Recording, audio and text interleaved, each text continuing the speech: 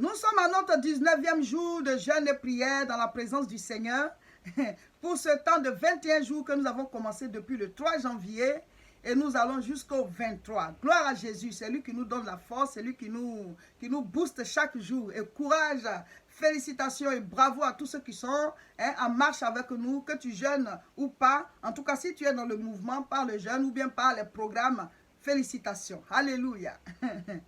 Alors, aujourd'hui, le thème est « Parlons de la richesse ». On va parler de la richesse. Plusieurs chrétiens ont des sujets tabous. Dans leur pensée, ils se disent que tel ou tel sujet va les conduire en enfer. Et certains sortent les griffes quand on commence à parler de richesse. Ce que tu n'as pas admis dans ton esprit ne pourra jamais arriver dans ta vie. Parce que tout est spirituel avant d'être physique. L'or et l'argent appartiennent à Dieu. Dieu n'est pas pauvre. On va lire des passages bibliques, vous allez voir. Dieu est riche. Il n'est pas pauvre.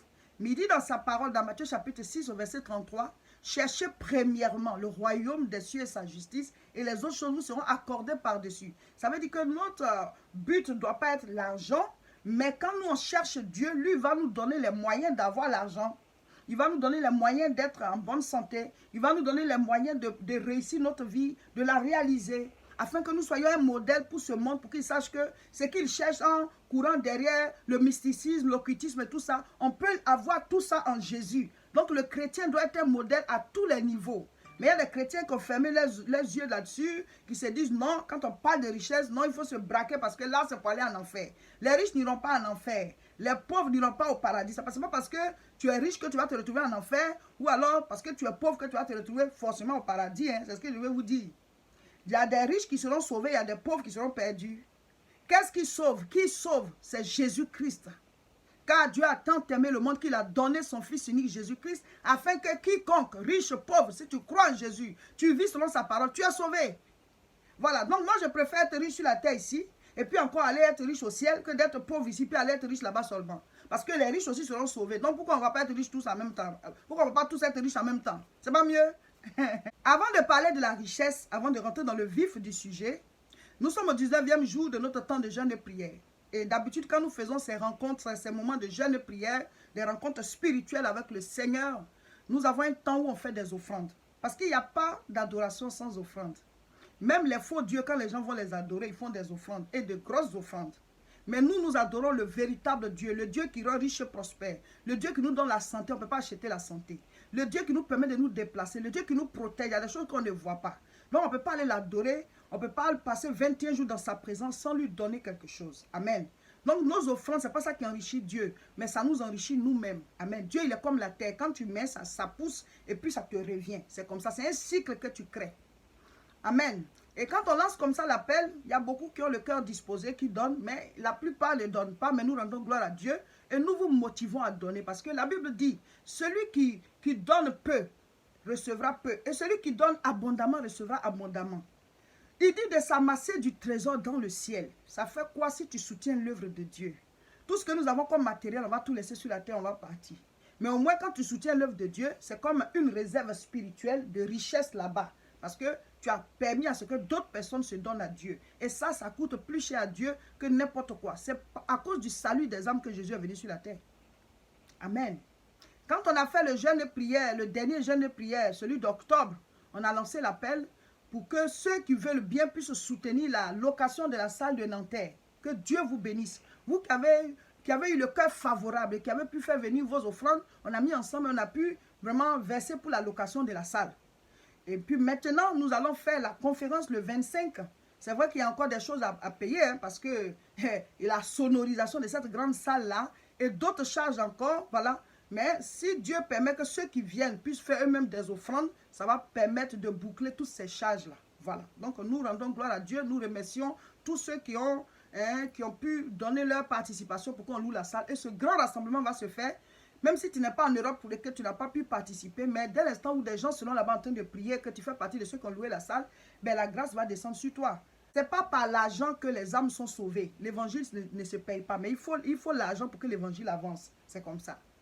Et donc cette fois-ci, les offrandes qu'on va faire, ça va servir à quoi? Nous sommes en début d'année et notre église, au niveau de Tourcoing ici, elle est jeune. Et nous avons besoin de travailler beaucoup, faire beaucoup d'évangélisation pour que les âmes soient gagnées. Et donc le budget pour l'évangélisation, pour les mois qui viennent là. Amen. Nous voulons que vous puissiez le soutenir. On vous avait dit qu'on allait ouvrir une chaîne YouTube et Facebook pour pouvoir évangéliser voilà, les gens d'ici. Donc, on doit faire des prospectus sur lesquels on va écrire voilà, les différentes émissions qu'on va faire sur la chaîne voilà, qui les intéressent. Il y aura des enseignements pour les jeunes, des enseignements pour le couple, ainsi de suite. Voilà. Donc, on va leur dire, par exemple, suivez-nous sur telle chaîne, il y a tel sujet qui vous intéresse. On va aussi parler des addictions, on va aussi parler des esprits impurs, on va parler de certaines choses que les gens ils ne savent pas. Pour eux, bon, ils ne savent pas ce qui se passe dans les églises, ils ont peur et tout. Nous allons aussi mettre en ligne voilà, des choses qui se passent à l'église, les temps d'adoration, de prédication. Mais vous aussi, on va aussi continuer de mettre sur les chaînes où vous nous suivez. Mais là-bas, c'est une chaîne spéciale d'évangélisation. Et donc, on a tout ça à faire. Alors, on vous lance l'appel. Quand on lance l'appel comme ça, ce n'est pas obligatoire. Il y en a qui sortent les griffes, ils viennent parler mal, ils mettent des mauvais commentaires. Non, non, non, non, non. On est devenu trop spirituel pour ça. Avec tout ce que vous suivez d'habitude comme enseignement concernant Madame Seka, vous voyez que je suis à fond dans l'affaire de Dieu. Mon intérêt, c'est le royaume des cieux, c'est le salut des âmes. Donc, celui qui va venir écrire ici que oui, tu veux nous escroquer, Dieu va te juger. Dieu va te juger parce que vous avez toutes les preuves de ce que je suis engagé à fond pour l'œuvre de Dieu. Combien on va me payer pour tout ça? Moi, c'est la couronne, le royaume des cieux, là. C'est ça que je cherche. Donc, mon frère, ma soeur, ne viens pas poser un faux commentaire ici. Voilà. Soutenez l'œuvre de Dieu. La manière dont moi, pendant les 21 jours, je me suis mise à vous envoyer les vidéos pour que vous soyez enseignés là. Si ça ne peut pas te toucher pour que tu dises, la femme a soutenu son ministère, c'est qu'on ne sait pas ce qui va te toucher encore. Voilà. Donc, soutenez l'évangélisation des 3 mois, 4 mois à venir là. Envoyez le budget, c'est vous qui devez donner pour que d'autres personnes aussi soient touchées. Voilà. Donc, voici le contact. Vous nous envoyez le message. On peut vous envoyer soit le RIB de l'église. Vous faites par virement. Ou alors, si vous le faites par transfert. En tout cas, envoyez le message au contact. Et puis, on vous dit comment vous allez faire parvenir votre offrande. Et puis, nous, on va aller sur le terrain pour évangéliser. Et c'est tout. Chacun fait sa part. Jésus va venir, va nous récompenser. Amen. Prenons Apocalypse chapitre 21. Je vais lire à partir du verset 10. Et il me transporta en esprit sur une grande et haute montagne. Et il me montra la ville sainte, Jérusalem, qui descendait du ciel d'auprès de Dieu, ayant la gloire de Dieu. Verset 11. Son éclat était semblable à celui d'une pierre très précieuse, d'une pierre de jaspe, transparente comme du cristal. Elle avait une grande et haute muraille. Elle avait 12 portes et sur les 12 portes, 12 anges et des noms écrits, ceux des 12 tribus des fils d'Israël. Je vais au verset 18. La muraille était construite en jaspe et la ville était d'or pur, semblable à du verre pur. Les fondements de la muraille et de la ville étaient ornés de pierres précieuses de toute espèce. Le premier fondement était de jaspe, le second de saphir, le troisième de chalcédoine, le quatrième d'émeraude, le cinquième de sardonyx, le sixième de sardoine, le septième de chrysolite, le huitième de béryl, le neuvième de topaze, le dixième de chrysoprase, le onzième d'hyacinthe, le douzième d'améthyste. Les 12 portes étaient 12 perles. Chaque porte était d'une seule perle. La place de la ville était d'or pur, comme du verre transparent. Eh mon frère, ma soeur. Alléluia. La nouvelle Jérusalem, moi je l'aime, je veux y aller. La nouvelle Jérusalem, moi je l'aime, je veux y aller. La cité de l'agneau, je l'aime, je veux y aller. La nouvelle Jérusalem, moi je l'aime, je veux y aller. Oh, je veux y aller, je veux y aller, je veux y aller, oh. Je veux y aller, oh, je veux y aller. Alléluia. On va y aller aux noces de l'agneau. La nouvelle Jérusalem. Regardez comment ils ont décrit la ville là. Hein? Ceux qui croient que Dieu est un pauvre type là. Regardez comment ils ont décrit la ville. Dieu n'est pas un pauvre type. Dieu est riche. C'est-à-dire ils ont cité les pierres précieuses jusqu'à on ne sait même pas si nous-mêmes on a déjà vu ça sur la terre ici. Des pierres précieuses. La ville même, on dit c'est tellement joli, c'est en pierre précieuse, c'est transparent même. Vous voyez, quand on parle de la terre comme ça, là, Dieu appelle la terre une ville aussi. Donc quand on dit la ville qui va venir là, on parle d'une nouvelle terre. La nouvelle Jérusalem. ça va descendre d'auprès du Père. Imagine là où on va être avec Dieu au siècle des siècles. Alléluia. Et la Bible dit quoi? Depuis Dieu a créé le monde jusqu'à maintenant, tous ceux qui sont sauvés là, on va se retrouver là-bas avec Dieu. Donc imagine la multitude. Donc ce n'est pas une ville. C'est Dieu qui appelle ça une ville parce que lui, Dieu, parce qu'il est grand. Donc non, nous, nos planètes là, c'est comme des villes à ses yeux. Donc c'est une nouvelle planète. Une cité où on va vivre avec Dieu au siècle des siècles, mon frère, ma soeur. Et regarde comment on l'a décrit. La richesse, l'or par terre. Chaque pilier, c'est en pierre précieuse. Et puis toi, tu parles de quoi? Quand on te parle de la richesse, tu te fermes les yeux, tu te fermes les oreilles, tu as peur, comme si ça va te conduire en enfer. Au ciel, là-bas, là, il y a la richesse. Il y a la richesse au ciel. Donc, je précise, ce n'est pas qu'on va courir derrière ça et puis maintenant, on ne va plus prier, on devient mauvais, on fait des coups bas parce qu'on veut s'enrichir coûte que coûte. Ça, c'est les hommes de ce monde qui agissent comme ça. Mais tout ce que Dieu a enrichi dans la Bible, ils se sont enrichis de manière saine et pure. De manière saine et pure. Mais Dieu peut te guider vers la richesse. Joseph est devenu riche comment? Parce qu'il était en prison. Et puis, on a parlé du songe de Pharaon. Dieu lui a ouvert les portes.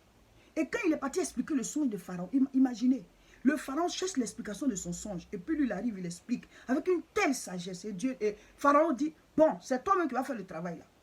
Il est devenu riche. Jacob a travaillé chez Laban. À un certain moment, il a dit à Laban, j'ai besoin aussi de mon salaire. Et Dieu lui donne une certaine intelligence. Il dit, va parler comme ça à Laban. Et Jacob, ça va parler à Laban. Et la main de Dieu agit que Jacob, il sort de chez Laban avec la richesse. Dieu peut te donner, toi, ton idée de richesse. Dieu peut t'ouvrir les yeux. Il peut te donner une révélation qui répond à un besoin, qui va faire que toi, tu vas devenir la solution de quelque chose. Et c'est à partir de là que ta richesse va déclencher. Mais si tu as les yeux fermés, si tu te fermes sur cet aspect de la vie chrétienne, en te disant que non, forcément, tu dois être pauvre. Mais jamais tu vas prier pour ça, jamais tu vas travailler pour ça, parce que pour toi, mais la richesse conduit à l'enfer. Non, mon frère, ma soeur. Si on est pauvre, comment on va aider les prostituées? Si on s'en va leur prêcher Jésus, que les femmes veulent se donner à Jésus, même les prostituées, hommes aussi, il faut pouvoir s'occuper d'eux pour qu'ils puissent laisser ce travail-là jusqu'à ce qu'ils aient quelque chose à faire.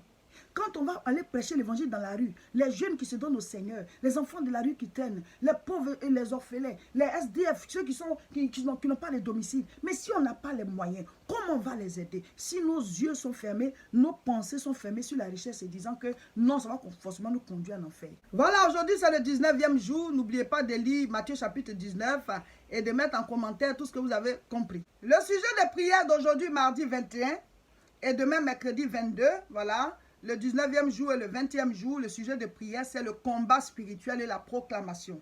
Nous continuons, nous prions dans la journée, nous prions dans la nuit. Nous avons aussi un temps de méditation de la parole et nous proclamons la bénédiction, la gloire, la victoire, la prospérité, la santé, tout ce qui est bon, nous proclamons, comme Dieu a proclamé, puis les choses sont venues à l'existence. Maintenant, le combat spirituel, nous lions tout ce qui ne va pas dans notre vie, tout règne des démons, toute attaque, tout ce qui est programmé, tout ce qui est attaque de l'ennemi sur notre chemin, nous proclamons la fin de ces choses, nous les lions. La Bible a dit ce qu'on va lier, cela lier, ce qu'on va délier, cela délier. C'est comme ça. Voilà, sur ces 2 jours, la combat spirituel et proclamation. Nous finissons le jeûne le 23 à 18 h. Le 24, nous préparons. Le 25, pour vous tous qui êtes en Europe ici, le grand rassemblement, c'est le samedi 25 janvier de 14h30 à 20h30. Viens prendre l'impact spirituel qu'il y aura derrière la fin de ce jeûne. Ceux qui ont fait le jeûne, tous en Nanterre. Ceux qui ont suivi le programme, tous en Nanterre. Ceux qui nous ont pris en marche, tous en Nanterre. Et ceux qui viennent de découvrir la situation, tous en Nanterre. Tu n'as pas jeûné aussi, tous en Nanterre. Venez prendre cet impact spirituel. On va prier, on va proclamer. Il y aura un moment de prière, de guérison. On va demander au Seigneur de faire des miracles parce que c'est lui qui fait les miracles. Ne rate pas Nanterre. Dès 14h30, on commence. Voici l'itinéraire qu'on nous a envoyé par rapport au transport en commun. À partir de Paris, prendre le RER A, descendre à la préfecture de Nanterre et de la préfecture de Nanterre, prendre le bus 259 pour descendre à l'espace Chevreul. Voilà, 97 avenue de la Liberté. Pour suivre tout ce que nous mettons en ligne, il est important que vous soyez abonnés. Cliquez sur s'abonner et surtout, partagez la vidéo.